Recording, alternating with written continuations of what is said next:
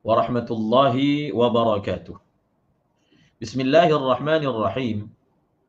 Alhamdulillahi rabbil alamin. Wassalatu wassalam ala asyrafil anbiya'i wal mursalin wa ala alihi wa sahbihi ajma'in.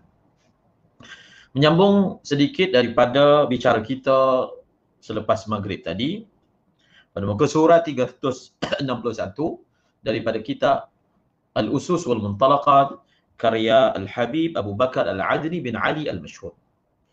Bismillahirrahmanirrahim. Wa an Abi Tufail an Abi Sarihata Hudzaifah bin As-Sid radhiyallahu anhu annahu qala ana li ghairi ad-dajjal akhwafu alayya wa alaykum. Daripada Hudzaifah bin As-Sid, beliau berkata,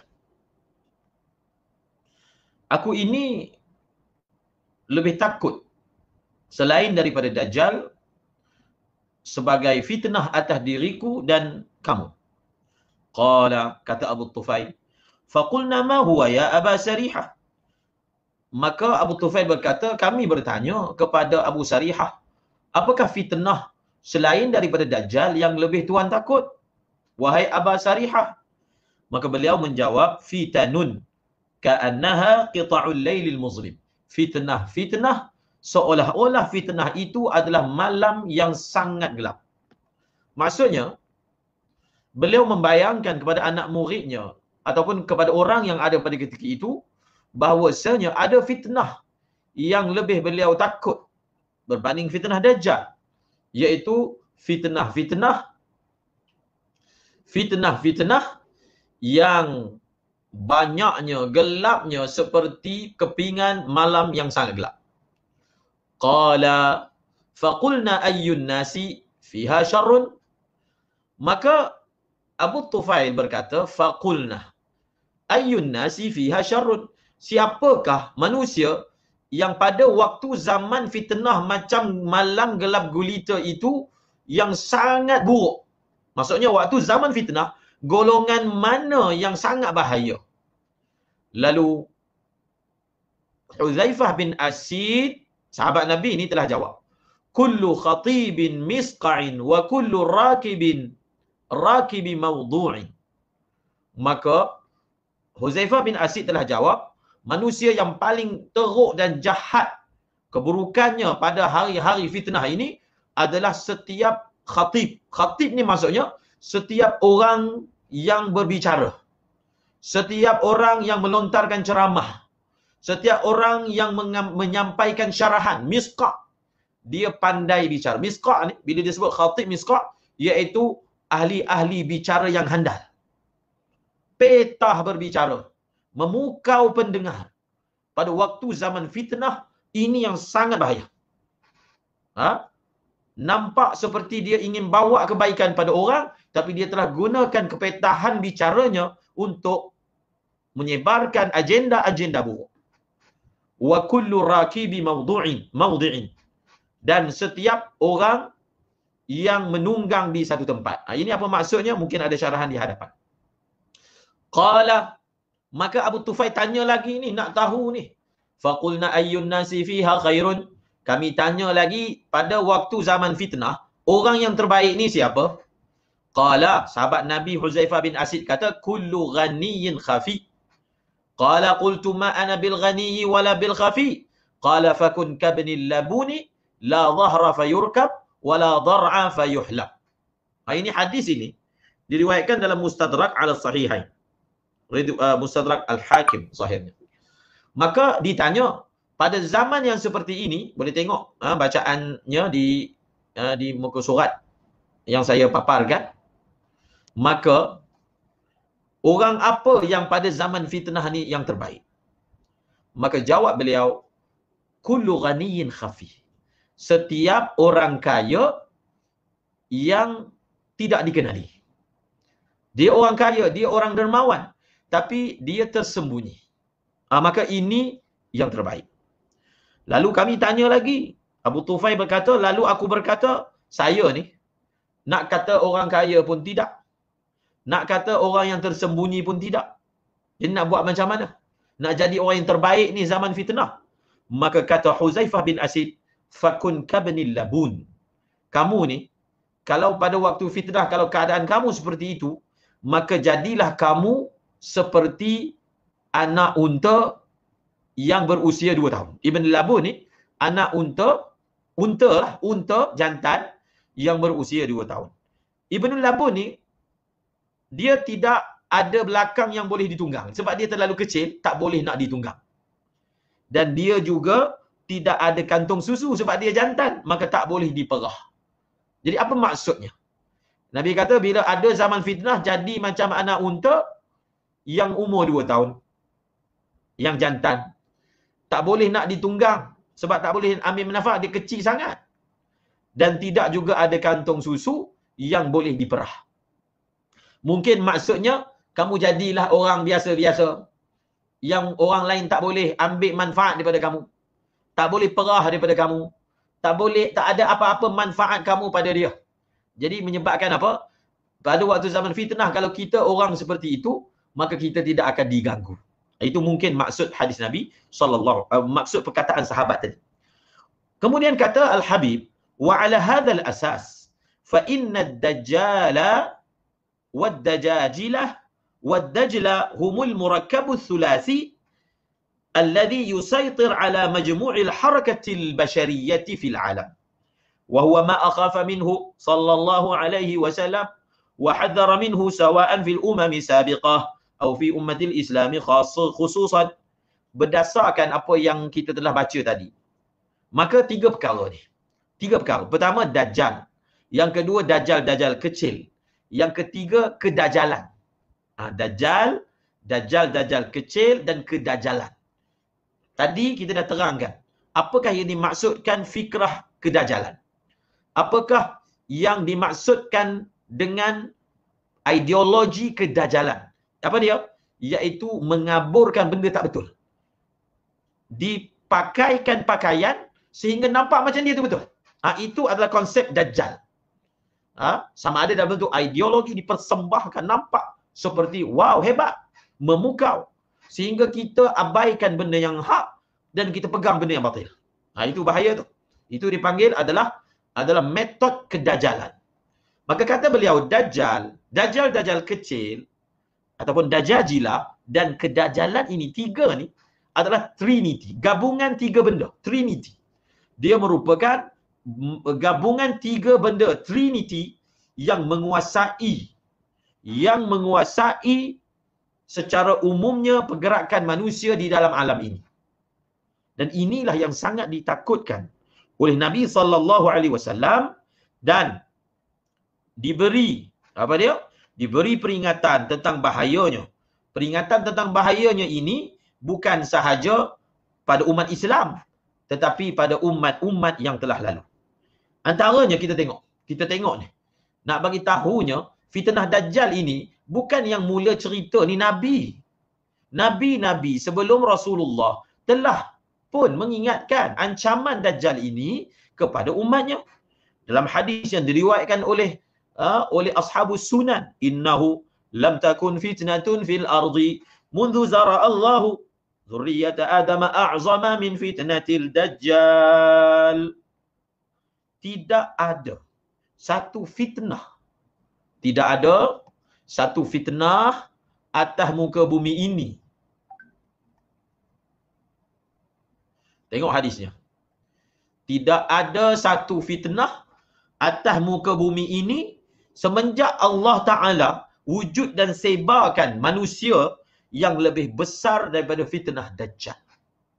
Semenjak Allah Ta'ala ciptakan manusia yang pertama sampailah hari ini dan sampailah yang akan datang, tidak ada satu fitnah yang melanda umat manusia yang lebih besar, yang lebih bahaya daripada fitnah Dajjal.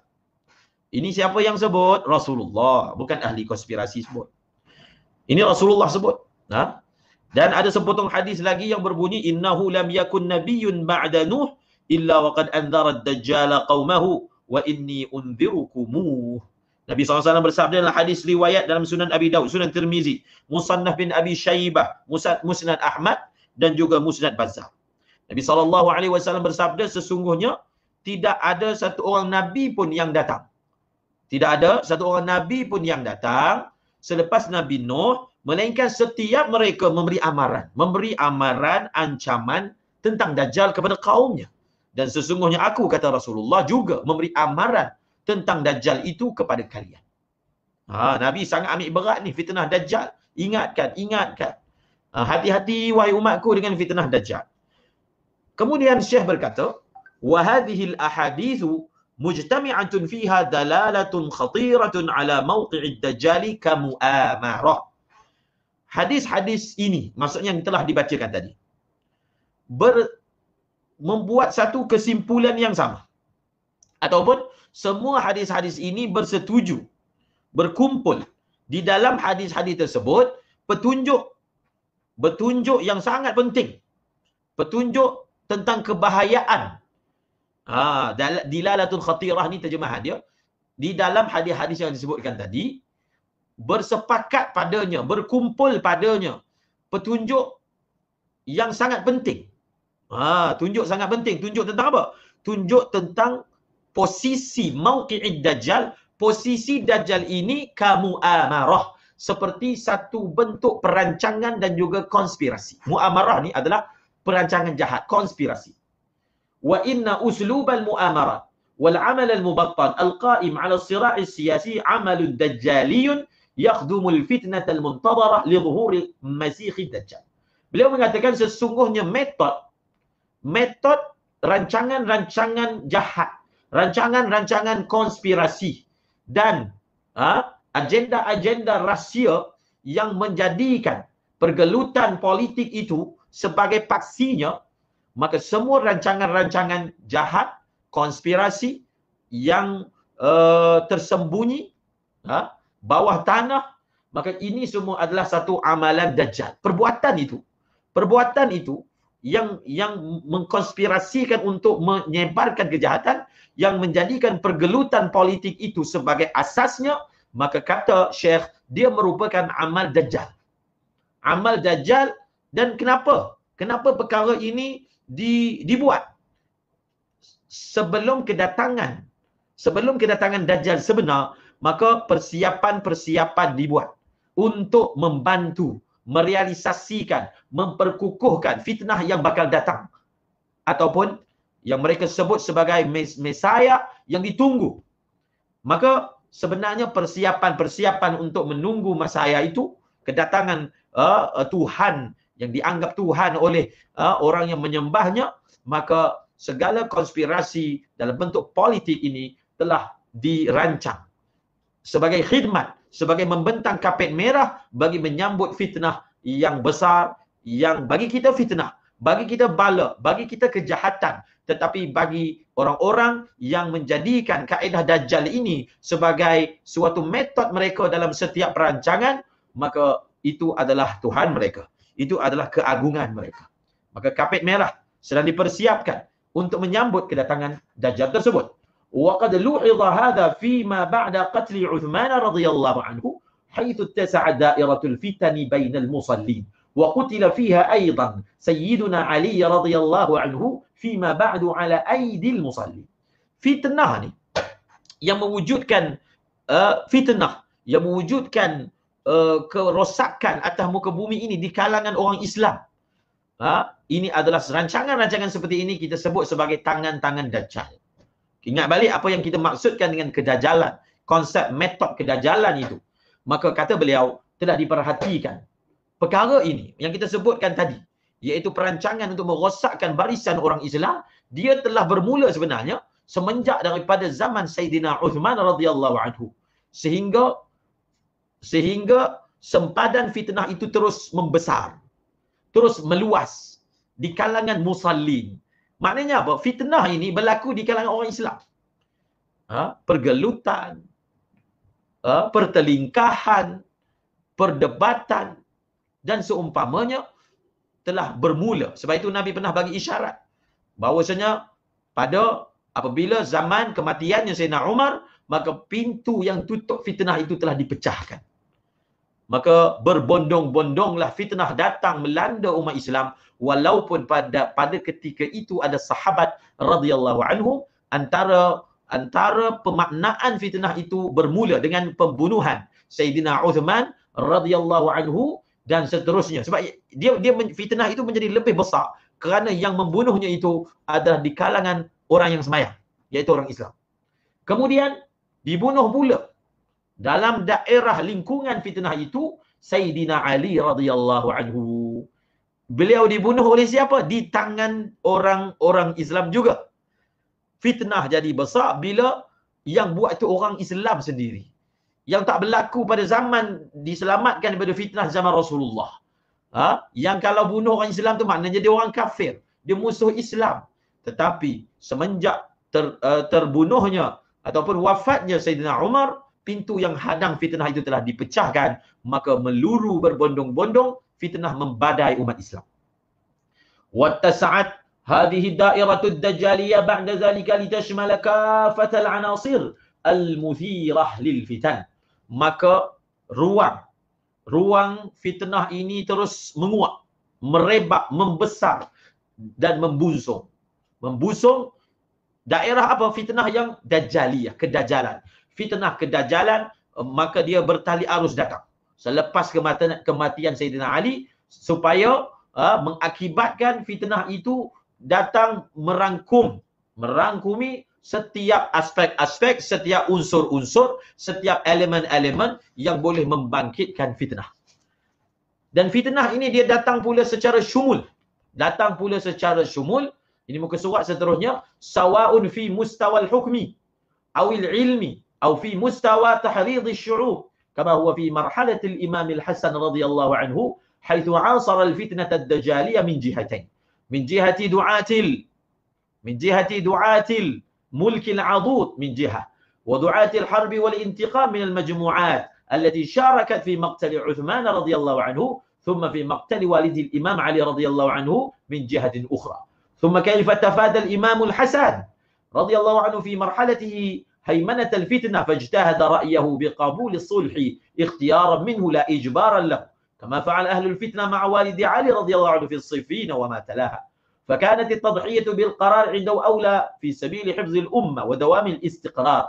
واتخذت الفتنة شكلها الخطيرة في المؤامرة فيما بعد ذلك على شهيد الإسلام الإمام الحسين وما ترتب على الغدر به من التسييس الدجالي، سواء عند حملة قرار الملوك العضد أو لدى المتخاذلين عن نصرته من شيعته الدافعين له إلى الخروج بأخذ البيعة له ثم خذلاني ساعة الابتلاء.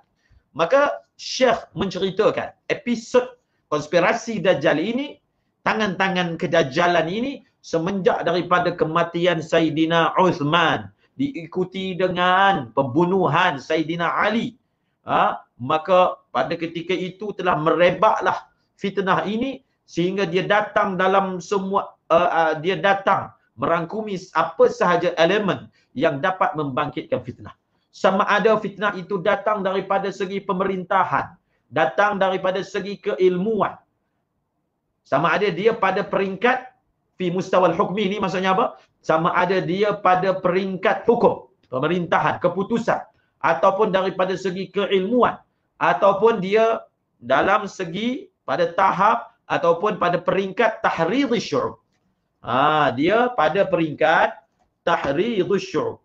Tahridhish syu'ub ni maksudnya apa? Tahridhish syu'ub ni maksudnya mengapi-apikan rakyat. Mengapi-apikan rakyat untuk menimbulkan fitnah. Maka fitnah datang berleluasa. Fitnah datang berleluasa. Saya nak share gambar tak? Fitnah datang berleluasa dalam semua aspek. Rosak habis. Fitnah datang berleluasa dalam semua aspek pada ketika itu. Sama ada daripada segi pemerintahannya, sama ada dari segi keilmuannya, datang rosak. Sama ada daripada segi mengapi-apikan rakyat, mengapi-apikan manusia demi merealisasikan agenda fitnah yang ingin dicapai. Ia juga berlaku. Ini kita bukan cerita zaman kita ni. Syekh bukan cerita zaman kita. Tapi Syekh cerita pada zaman bermula sejak daripada zaman Sayyidina pembunuhan Sayyidina Uthman, seterusnya pembunuhan Sayyidina Ali dan lain-lain. Sekejap.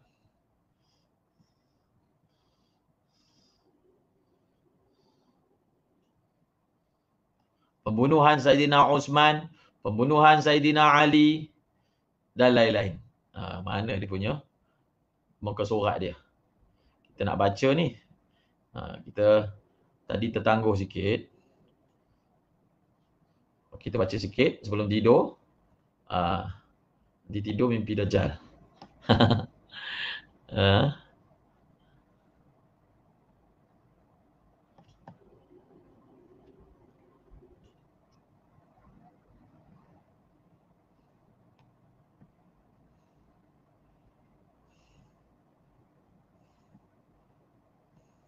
Kita share screen.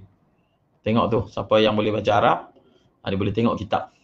Okey, ni sikit lagi.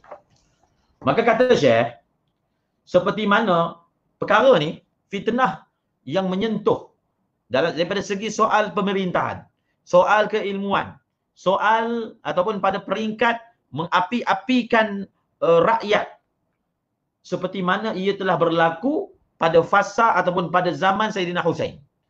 Pada zaman Saidina Husain. Yang mana beliau ini, Saidina Hasan dengan Husain, Saidina Hasan radhiyallahu anhu hidup pada zaman yang ada fitnah kedajalan. Hidup pada zaman yang ada fitnah kedajalan. Daripada dua aspek. Ni perkara yang fitnah yang perlu dihadapi ni oleh Saidina Hasan, baca sejarah. Daripada dua aspek. Yang pertama, daripada segi aspek pengampu-pengampu raja yang menggigit, iaitu pada zaman itu, pada zaman khilafah Umayyah, daripada sudut maka beliau terpaksa menghadapi fitnah yang datang daripada raja yang menggigit. Satu segi, maknanya ada orang yang mengampu, mengapi-apikan, menyeru kepadanya. Dan yang kedua adalah penyeru-penyeru, orang-orang yang mengajak kepada peperangan, kepada membalas dendam. Siapa ni? Satu sudut, zaman Saidina Hasan ini ada fitnah bergejolak soal pemerintahan. Satu sudut. Satu sudut lagi, iaitu ada golongan-golongan yang cuba mencetuskan peperangan dan membalas dendam. Siapa? Daripada golongan mana? Daripada kumpulan-kumpulan yang bersekutu dalam pembunuhan Saidina Uthman. Mereka ni sebenarnya yang ada tangan-tangan jahat sehingga terbunuhnya Saidina Uthman radhiyallahu anhu. Kemudian tangan-tangan yang jahat ini juga menyebabkan kematian bapa kepada Saidina Hasan, iaitu Saidina Ali radhiyallahu anhu di sudut yang lain. Maka Saidina Al-Hasan radhiyallahu anhu berada pada zaman beliau hidup menghadapi fitnah Dajjal daripada dua aspek yang telah disebutkan tadi. Kemudian kita perhatikan lagi pula sejarah Saidina Imam Hasan, bagaimana beliau telah berkorban. Kaifa tafadal Imamul Hasan. Bagaimana beliau telah berkorban dan tebus untuk mengelakkan penguasaan fitnah. Lalu beliau telah berijtihad. Beliau telah membuat satu keputusan berijtihad untuk menerima perdamaian. Untuk menerima perdamaian. Maksudnya beliau, Saidina Hasan ni khalifah selama 6 bulan. Maka beliau telah berijtihad sendiri daripada pilihan beliau, iaitu untuk menerima perdamaian. Perdamaian. Bukan dipaksa. Tidak ada sesiapa yang memaksa beliau. Tetapi ini adalah pilihan beliau. Bahkan Nabi pernah janji, ini anak aku ini, cucu aku ini, dengan sebab dia Allah akan satukan di antara dua orang Islam bertelingkah. Lalu beliau telah korbankan singgah sananya turun untuk meredakan fitnah yang sedang membara pada zaman beliau. Fitnah, kalau pada Saidina, misalnya pada zaman Saidina Ali memang ditekan, dipaksa untuk turun daripada singgah sana khalifah, daripada jawatan khalifah, sehingga tercetusnya peperangan Siffin dan peperangan-peperangan yang lain. Maka menurut pandangan Al-Imamul Hasan, berkorban daripada segi kekuasaan ini, iaitu turun daripada jawatan yang besar demi untuk mendamaikan orang Islam yang bertelingkah, maka menurut beliau perkara ini lebih aula dilakukan daripada terus pegang, tetapi fitnah demi fitnah terus tersebar di kalangan umat Islam. Maka demi untuk menjaga umat Islam dan meneruskan kestabilan, maka beliau telah memilih untuk meninggalkan takhtanya, menyerahkan khalifah itu kepada Sayyidina Muawiyah radhiyallahu anhu. Dan wattakhadhatil fitnatu syaklaha al-khatir fil mu'amarah fima ba'da dhalika. Dan fitnah yang bertangan kedajalan ini telah mengambil posisinya dengan posisi yang lebih ganas dalam perancangan dan konspirasi. Selepas peristiwa Sayyidina Hasan ini, fitnah ini tak reda tak. Bahkan dia mengambil posisi dengan posisi yang lebih bahaya. Konspirasi, perancangan untuk membunuh siapa? Untuk membunuh cucunda Rasulullah sallallahu alaihi wasallam, iaitu Syahidul Islam Sayyidina Al-Imam Al-Husain radhiyallahu anhu. Cuba kita baca kisah pembunuhan Sayyidina Husain.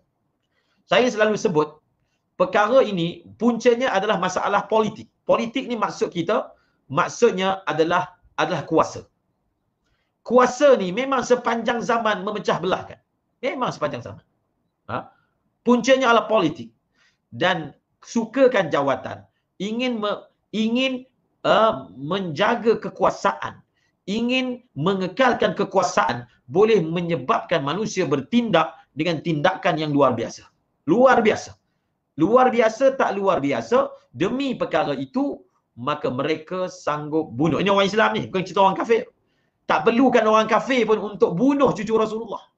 Tak perlu kan orang kafir pun untuk bunuh cucu Rasulullah demi kuasa, demi jawatan. Maka orang yang mengucapkan syahadah dengan tangan dia, dengan kerelaan dia, menumpahkan darah cucu kesayangan Rasulullah sallallahu alaihi wasallam. Bukan seorang, lebih daripada 13 orang dalam hari yang sama, peristiwa Karbala, maka terbunuhnya cucu cicit Rasulullah sallallahu alaihi wasallam. Bukan cucu biasa-biasa, tetapi di antaranya adalah yang disebut sebagai penghulu kepada pemuda dalam syurga, iaitu Sayyidina Husain. Ini kenapa berlaku? Kenapa kegilaan ini boleh berlaku? Ya, Nabi pernah memberi isyarat, cintakan jawatan ini, dia sangat bahaya merosakkan agama seseorang. Seperti serigala yang sedang lapar, kita lepaskan kepada kumpulan kambing. Tengok macam mana dia baham. Tengok macam mana dia ratah. Begitulah juga nafsu jawatan ini. Dia punya rakus dia akan rosakkan agama seorang. Daripada dia orang baik, dengan sebab nak jaga ini, dia sanggup rosakkan agama dia sendiri. Maka awas ahli politik, jangan menjadikan perkara-perkara yang dibayangkan untuk prihatin rakyat, untuk jaga daripada kesihatan, tapi sebenarnya dibalut, yang dibalut itu adalah nafsu politik, nafsu gilakan jawatan.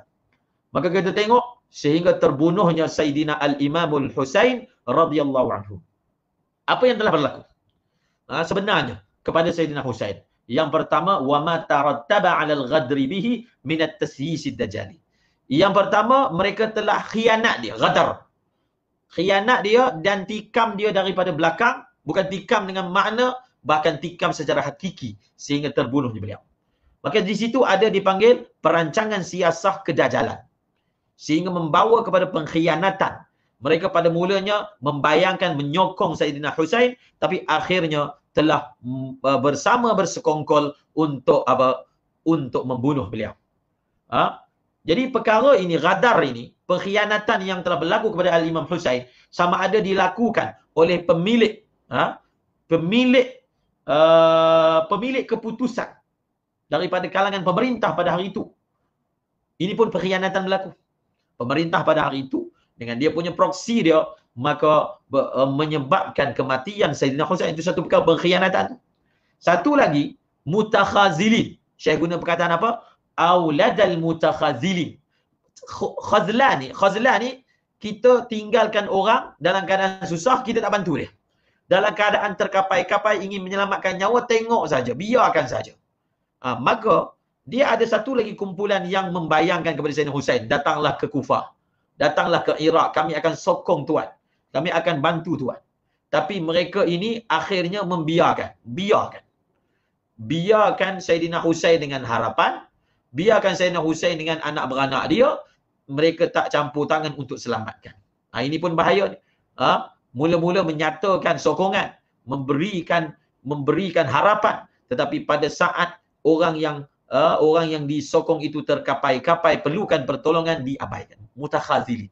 Mereka biarkan, mereka tinggalkan Sayyidina Husain tanpa memberi pertolongan. Yang tinggalkan dia ni adalah orang yang mana pada peringkat awal menyatakan sebagai orang yang bersama dengan dia, yang rela akan mempertahankan dia dan akan sanggup berbaiat untuk melantik beliau menjadi khalifah. Tapi pada saat ibtila, pada saat betul-betul beliau memerlukan bantuan, maka mereka semua ini telah meninggalkan Sayyidina Husain. Ini adalah episod dengan diceritakan pada zaman Rasulullah ini, bermula dengan kematian Sayyidina Uthman, disusuli dengan pembunuhan Sayyidina Ali, dengan peristiwa bagaimana bagaimana pengorbanan yang dibuat oleh Sayyidina Hasan, pembunuhan Sayyidina Husain. Ini kan fitnah yang mana ada urus tadbir belakang ni. Ada konspirasi yang diuruskan untuk fitnah-fitnah yang telah berlaku pada ketika itu. Maka kita akan sambung. Kita akan sambung sedikit lagi. Sambung sedikit lagi lah. Sebab dia tergantung nanti kalau kita berhenti di sini. Laqad kanat hadhihi al-marahil munziratan binhirafin khatir fi qarar al-hukm wa ma talahu min naqd fi qadaya al-ilm wa bihadhihi an-nawaqid ittasa'a amru ad-dajali والاختلاف فيما بعد في دائرتي الحكم والعلم إلا من رحم الله والذين رحم الله هم أولئك الأئمة والأتباع الذين لزموا منهج النمط الأوسط ودافعوا عن الحق اجتهادا بالسيف حينا كضرورة وحينا بالدعوة كهدف وهم الذين ينطبق عليهم حديث النبي صلى الله عليه وسلم الذي رواه العرباض بن سارية. لقد كانت هذه المراحل kata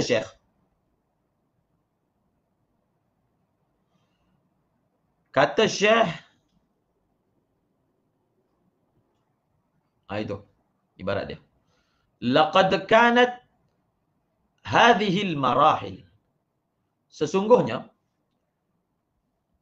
marhalah-marhalah ini, maksudnya episod-episod ini, fasa-fasa ini, masa-masa ini, ini maksudnya, ini zaman awal ni, kita cerita zaman awal, sudah memberi amaran. Maksudnya seawal zaman sahabat sudah memberi amaran.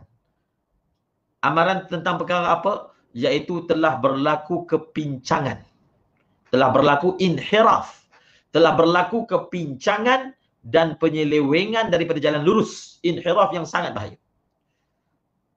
Pembunuhan demi pembunuhan, pengkhianatan demi pengkhianatan ini sudah memberi amaran bahawasanya sudah wujudnya kepincangan yang sangat bahaya. Pada apa? Pada dua perkara. Pertama, dari segi hukum, daripada segi pemerintahan. Dan disusuli perkara yang menyusul, maksudnya bila tidak stabilnya soal membuat hukuman, membuat keputusan daripada segi pentadbiran, maka menyusul selepas itu kerosakan dan keruntuhan pada isu-isu yang berkaitan dengan ilmu, kefahaman, pengetahuan.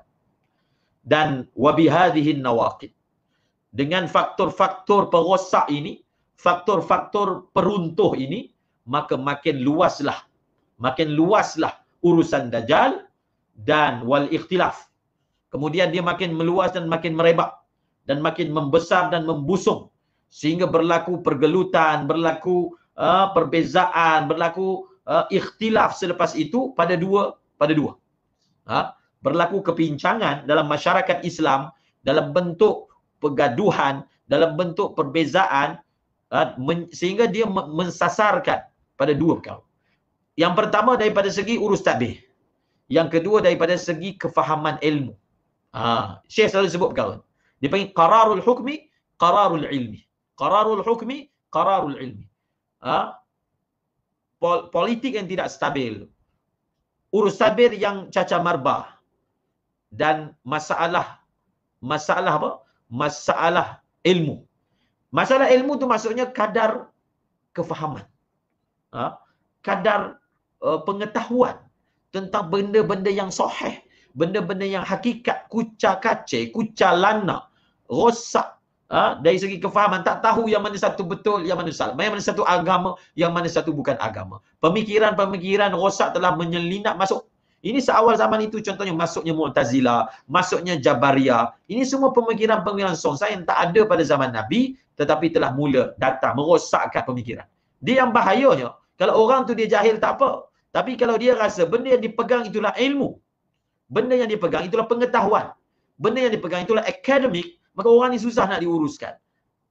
Maka mungkin hari ini kita lihat kepincangan daripada segi soal politik, urus tadbir, dan apa yang melanda kepada rakyat, kepada manusia daripada segi begitu rendahnya pengetahuan ilmu yang perkara asas. Menyentuh perkara asas pun telah berlaku kucar kacir, kucar lana, sehingga tak tahu yang mana hak, yang mana batil, yang mana benda sebenar, yang mana benda yang diada-adakan. Maka telah berlaku kerosakan. Kecualilah fitnah ini dia akan landa. Dia bukan landa zaman ni, zaman dulu lagi. Orang yang mana akan selamat adalah orang yang dirahmati oleh Allah. Siapa ni? Siapa ni orang yang Allah jaga lagi? Jaga tak terkesan dengan fitnah yang membadai, rosakkan pemikiran. Rosakkan apa? Rosakkan pemikiran, rosakkan budaya, rosakkan adat resam, rosakkan kepentadbiran, rosak. Dia tidak betul-betul berada di atas jalan yang lurus. Maka orang yang selamat adalah ulama-ulama dan orang yang mengikut mereka. Ulama-ulama hak dan orang-orang yang mengikut mereka. Dan siapa lagi yang selamat? Orang yang melazimi manhajun namatil awsat. Saya ada karang kitab tentang masalah an-namatul awsat.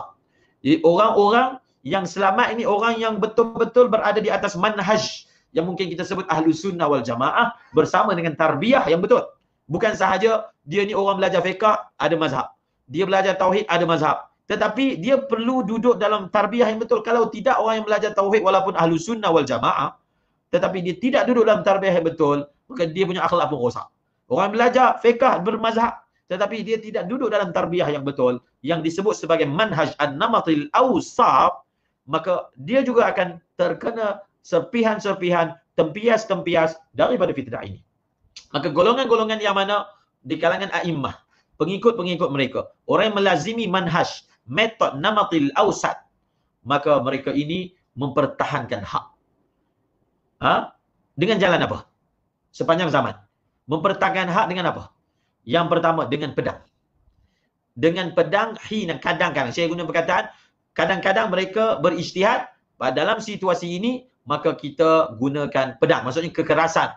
Dan perkara ini hanya diambil pada waktu yang dilihat sangat perlu, dan inilah jalan penyelesaian yang sesuai, maka angkat pedang.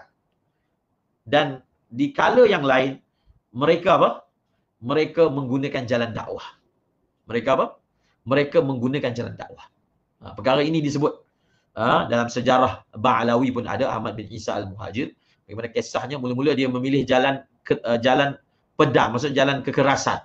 Kemudian beliau telah patahkan pedang, buat keputusan kita tinggalkan jalan ini. Kalau zaman sekarang ni mungkin jalan politik, kan? Nak naikkan Islam mesti jalan politik.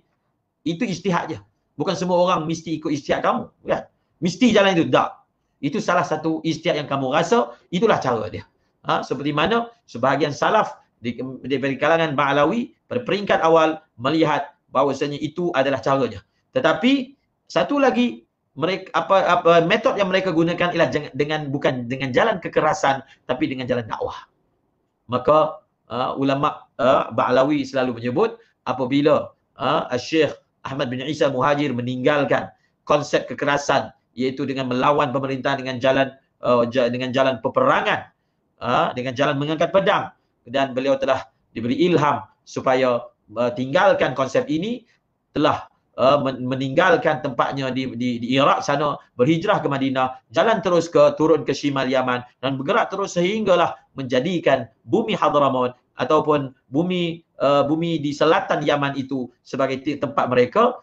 Dan oleh kerana mereka telah meninggalkan jalan, selepas ini kita tak akan guna jalan lawan pemerintah ni untuk menyebarkan hak, tak.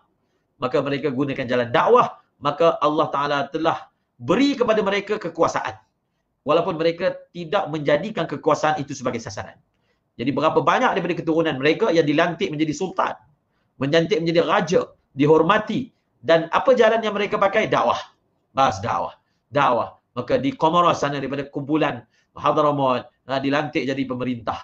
Lantik, disukai, disenangi. dalam masa yang sama Islam pun dapat disebarkan dengan begitu harmoni. Maka ini juga satu ijtihad. Tapi ijtihad dengan jalan dakwah ini adalah ijtihad yang lebih mirip kepada amalan para anbiya alaihi wasallam. Sebab itu kita tak boleh paksakan orang menjadikan jalan politik ini sebagai cara untuk naikkan Islam. Itu ijtihad, bukan semestinya. Dia tak wajib, kan? Sementara sebagian orang melihat bahawasanya dengan jalan harmoni, dengan jalan kata dakwah, maka kita juga boleh menyebarkan Islam, bahkan lebih kepada akar umbi, lebih turun kepada akar umbi. Maka jalan ini terbukti mampu mengubah orang, walaupun tak ada secebis kuasa pun di tangan pendakwah-pendakwah yang masuk ke seluruh pelosok kampung, masuk ke dalam tempat-tempat yang hulu. Jadi ini yang dipakai oleh manhaj Ba'lawi, Sadah Hadrami, Sadah Al-Ba'lawi. Itu kunjungan dakwah. Dalam masa yang sama Allah Ta'ala realisasikan soal penyebaran Islam, soal menaikkan agama Islam. Dalam masa yang sama mereka diberi harta. Dalam masa yang sama mereka diberi kekuasaan. Ada sebahagiannya yang dilantik menjadi raja-raja, sultan-sultan, pemerintahan-pemerintahan. Walaupun itu bukan sasaran mereka. Mereka hanya menjadikan dakwah itu sebagai sasaran. Dan kita dalam konsep dakwah ni kita melihat bahawasanya pemerintahan itu bukanlah maksud, tetapi dia adalah hadiah. Dia adalah hadiah. Dia bukan maksud. Bukan kita buat kerja kita nak dapatkan pemerintah. Dia bukan maksud. Itulah konsep Al-Quran.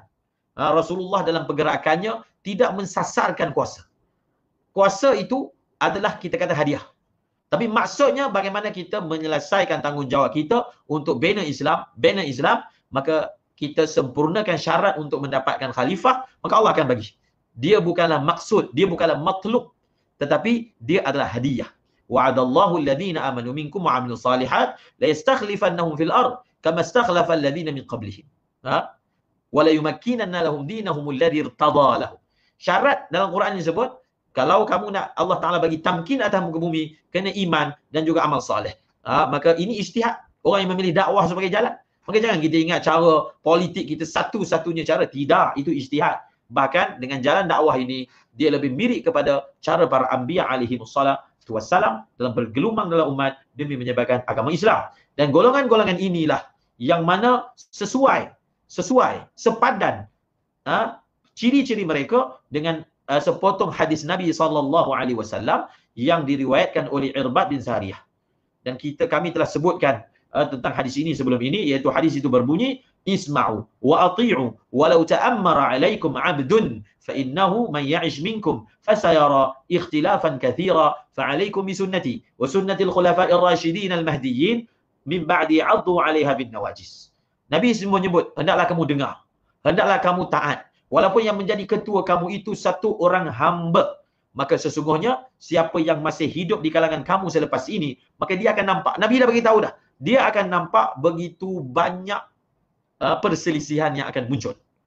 Pada ketika itu Nabi suruh buat apa? Inilah dipanggil ilmu fiqh tahawulat. Apa maksud ilmu fiqh tahawulat? Bila berlaku sesuatu fitnah, kita nak buat apa? Apa panduan Rasulullah?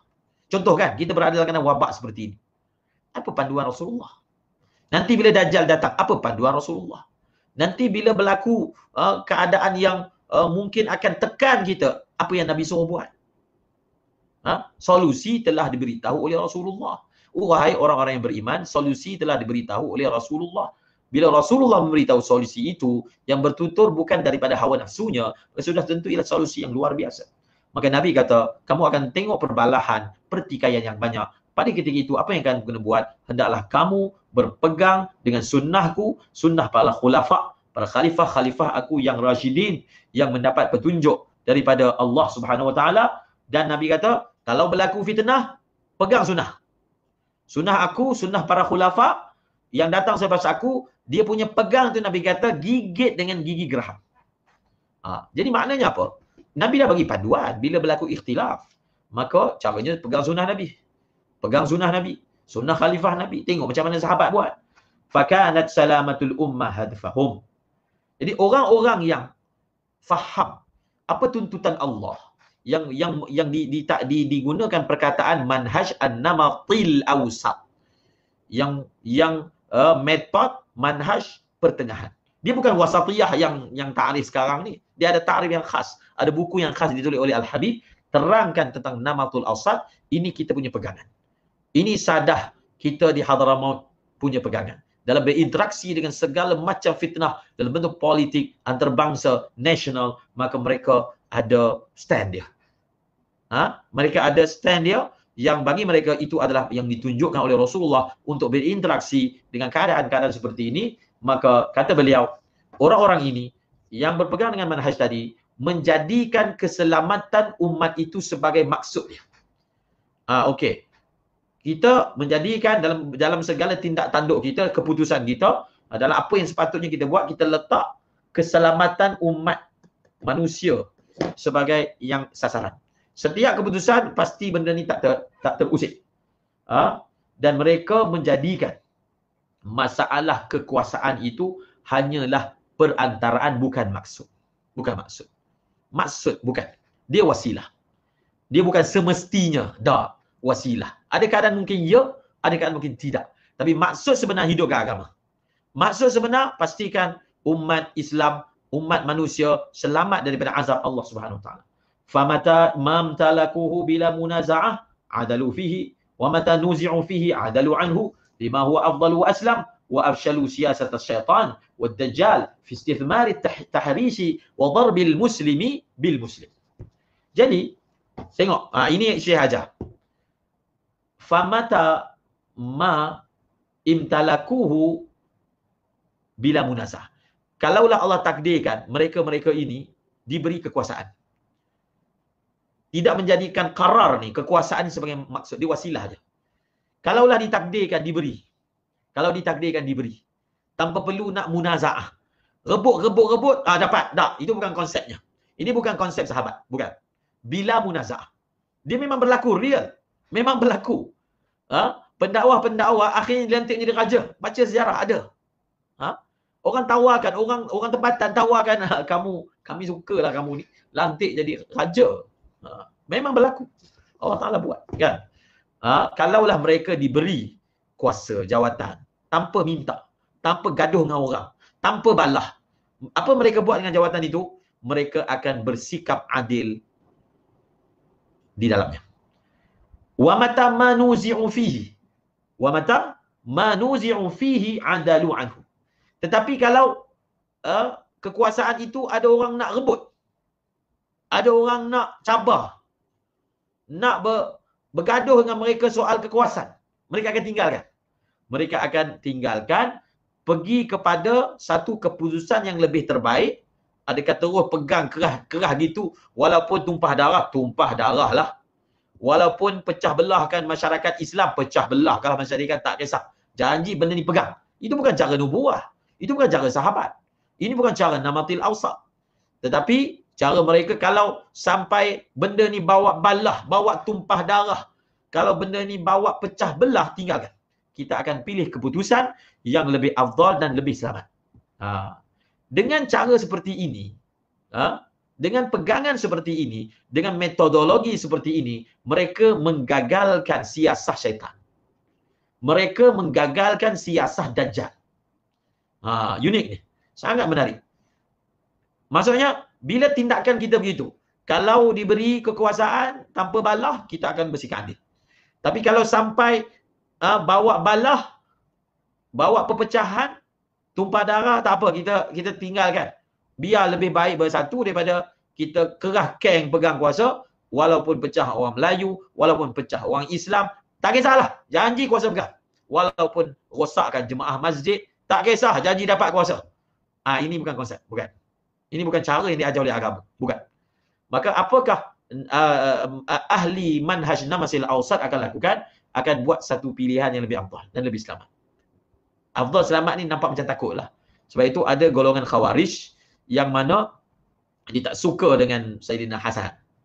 Apalah pergi tinggalkan kuasa, serahkan kepada Muawiyah. Maka mereka marah kepada Sayyidina Hasan sebab buat perkara itu. Dia kata takut, dia kata pengecut. Sebab setengah orang dia tengok orang yang mana tak cakap soal kuasa ni pengecut. Dah tak semestinya gitu. Bahkan keputusan yang dibuat oleh Sayyidina Hasan itu untuk beralah memberi kebaikan yang banyak, bahkan telah diberi janji oleh Rasul perkara itu akan berlaku, maka dia telah meminimalkan pertumpahan darah. Ini adalah keputusan yang merupakan manhaj yang namatul awsat, kepada yang lebih afdal, kepada yang lebih selamat, merupakan manhaj yang namatul awsat, kepada yang lebih afdal, kepada yang lebih selamat. Dengan kita bertindak dengan manhaj tadi, kita sebenarnya telah gagalkan perancangan syaitan. Kita telah gagalkan politik Dajjal. Apa cara syaitan dan Dajjal rosakkan umat Islam? Cara dia adalah tahrish dan darbil muslim bil muslim. Ini yang terakhir. Jadi kita buat satu keputusan yang mana menyebabkan, kalau bahasa mudahnya, syaitan memati kutu. Macam mana nak lagakan dua orang ni? Tak boleh nak laga. Tak ada ruang nak masuk. Sebab dia guna konsep beralah. Dia konsep tak nak gaduh. Dia guna konsep tak apalah. Jadi payah tu. Syaitan ni payah nak rosakkan kalau ada sifat macam ni. Jadi kata Syekh, siasah ataupun cara siasah syaitan ni, Dajjal ni, dipanggil apa? Istithmar. Memanipulasi, mengaut keuntungan, memanipulasi, mengambil benefit, dengan jalan apa? Laga-lagakan orang Islam. Tahrish. Tahrish ni cara yang sangat bagus untuk rosakkan saf orang Islam. Sangat bagus. Laga-lagakan. Tahrish. Kenapa orang belaga? Sebab dia tak beralah lah. Sebab dia duduk kerah keng. Kerah keng dalam kepala dia. Tahrish. Nabi bagi tahu ni. Nabi yang bagi tahu tahrish. Nabi kata syaitan ni dia putus asa nak bagi di jazirah ni orang sembah selain daripada Allah. Tapi dia akan gunakan konsep untuk rosakkan orang Islam, laga, tahrish. Maka tahrish ni adalah satu buah. Bukan tahrish. Tahrish. Tahrish. Taha, ra, yashin. Tahrish. Macam orang laga ayam, orang panggil tahrish. Laga lembu, tahrish. Maka antara konsep konspirasi, antara konsep konspirasi, ahli konspirasi yang jahat ni, antara konsep yang sangat bagus, apa dia? Konsep kita lagakan. Kita timbulkan isu-isu, dia laga. Bila semua sibuk belaga, ustaz sibuk belaga, orang awam sibuk belaga, ahli politik sibuk belaga, bila masa nak memikirkan benda yang sebenarnya kena fikir? Ustaz pun dah tak fikir benda sebenarnya. Belaga sama dia. Tahrish ni satu cara yang kalau ahli konspirasi jahat ni memang baguslah. Kita buat. Kita create. Tetapi bila orang beriltizam dengan manhaj, dengan apa? Dengan manhaj awsat, namatul awsat, maka syaitan Dajjal mati kutu, tak reti nak buat. Payah. Payah betul nak laga-lagakan. Okey, saya kata dia punya cara dia dua. Pertama, memanipulasikan kaedah, menggunakan kaedah melaga-lagakan, dan darbil muslim bil muslim. Pukul orang Islam dengan orang Islam. Sebenarnya yang nak capaikan maksud tu orang kafir. Tapi gunakan orang Islam untuk pukul orang Islam. Gunakan orang Islam untuk kutuk orang Islam. Gunakan orang Islam untuk rosakkan orang Islam. Gunakan orang Islam untuk tutup masjid. Orang Islam, sama orang Islam yang buat. Maka kita pada hari ini memang akan sampai satu waktu kita pun bingung, tak tahu yang mana satu nak buat. Dia akan sampai. Sebab Nabi sebut akan fitnah ni, Nabi gambarkan dengan perkataan seperti malam gelap. Dia memang akan sampai satu masa ulama pun tak tahu nak buat apa. Betul. Kalau berlaku kita tak pelik lah.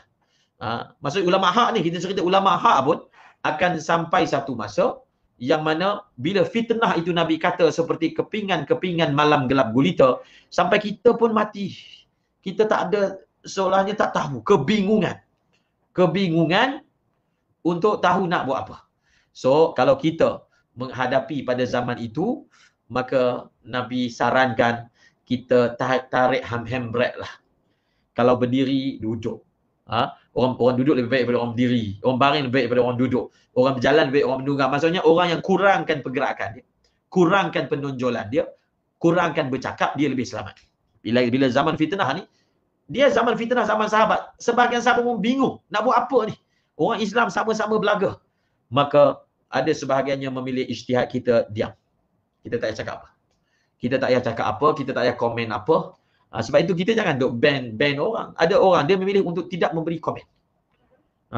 Tidak memberi komen. Sebab bagi dia tak tahu yang mana satu sepatutnya yang kita buat keputusan pada hari ini. Maka itu salah satu ijtihad yang pernah diijtihadkan oleh sebahagian sahabat, dan bahkan dia ada panduannya daripada Rasulullah sallallahu alaihi wasallam. Jadi perkara ini dia bukan hanya dihafal. Bukan. Perkara bagaimana nak menguruskan fitnah ni dia bukan hafal. Bukan maknanya bila saya baca saya tahu. Dia merupakan ilmu hikmah yang Allah lontarkan ke dalam hati-hati manusia yang ingin dikurniakan hikmah. Hikmah itulah. Hikmah ni yang hanya dikurniakan sebagai manusia saja. Hikmah adalah suatu ilham yang Allah campakkan sehingga dia melihat cara nak menyelesaikan kekusutan ini dengan jalan yang Masya Allah, yang kita boleh mencapai objektif kita dalam masa yang sama kita dapat menjaga kesatuan umat Islam. Hikmah ini adalah dambaan hamba-hamba Allah yang soleh, kerana dia adalah suatu perkara yang dapat menyelesaikan masalah-masalah yang kadang-kadang bergelut otak kita nak memikirkan.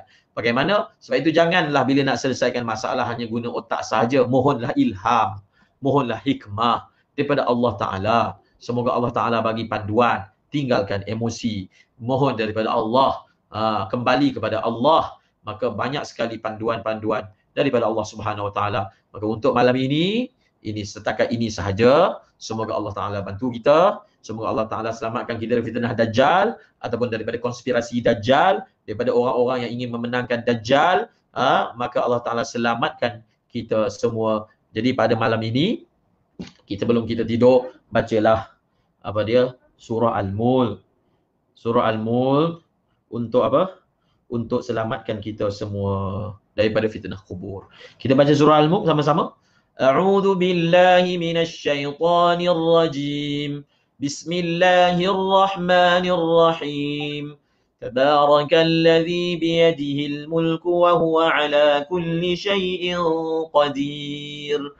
الذي خلق الموت والحياة ليبلوكم أيكم أحسن عملا وهو العزيز الغفور الذي خلق 7 سماوات طباقا ما ترى في خلق الرحمن من تفاوت فارجع البصر هل ترى من فطور ثم ارجع البصر كرتين ينقلب إليك البصر خاسئا وهو حسير ولقد زينا السماء الدنيا بمصابيح وجعلناها رجوما للشياطين وأعتدنا لهم عذاب السعير وللذين كفروا بربهم عذاب جهنم وبئس المصير إذا ألقوا فيها سمعوا لها شهيقا وهي تفور تكاد تميز من الغيظ كلما ألقي فيها فوج سألهم خزنتها ألم يأتكم نذير قالوا بلى قد جاءنا نذير فكذبنا وقلنا ما نزل الله من شيء إن أنتم إلا في ضلال كبير وقالوا لو كنا نسمع أو نعقل ما كنا في أصحاب السعير فاعترفوا بذنبهم فسحقا لأصحاب السعير إن الذين يخشون ربهم بالغيب لهم مغفرة وأجر كبير وأسروا قولكم أو اجهروا به إنه عليم بذات الصدور ألا يعلم من خلق وهو اللطيف الخبير هو الذي جعل لكم الأرض ذلولا فامشوا في مناكبها وكلوا من رزقه وإليه النشور أأمنتم من في السماء أن يخسف بكم الأرض فإذا هي تمور أم أمنتم من في السماء أن يرسل عليكم حاصبا فستعلمون كيف نذير ولقد كذب الذين من قبلهم فكيف كان نكير أولم يروا إلى الطير فوقهم صافات ويقبض ما يمسكهن إلا الرحمن إنه بكل شيء بصير أمن هذا الذي هو جند لكم ينصركم من دون الرحمن إن الكافرون إلا في غرور أمن هذا الذي يرزقكم إن أمسك رزقه بل لجوا في عتو ونفور أفمن يمشي مكبا على وجهه أهدى أمن يمشي سويا على صراط مستقيم قل هو الذي أنشأكم وجعل لكم السمع والأبصار والأفئدة قليلا ما تشكرون قل هو الذي ذرأكم في الأرض وإليه تحشرون ويقولون متى هذا الوعد إن كنتم صادقين قل إنما العلم عند الله وإنما أنا نذير مبين فلما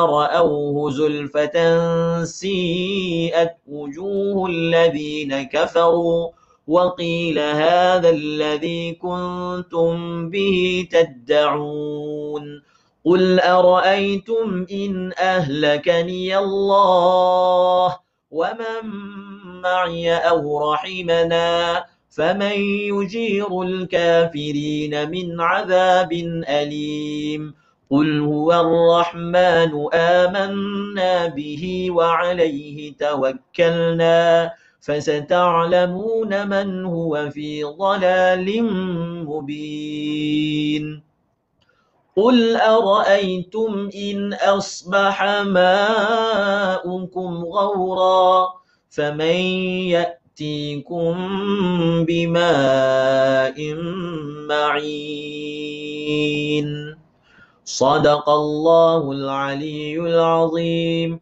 وصدق رسوله النبي الكريم ونحن على ذلك من الشاهدين والشاكرين والحمد لله رب العالمين. Jadi kita tutup dengan nasyid ini.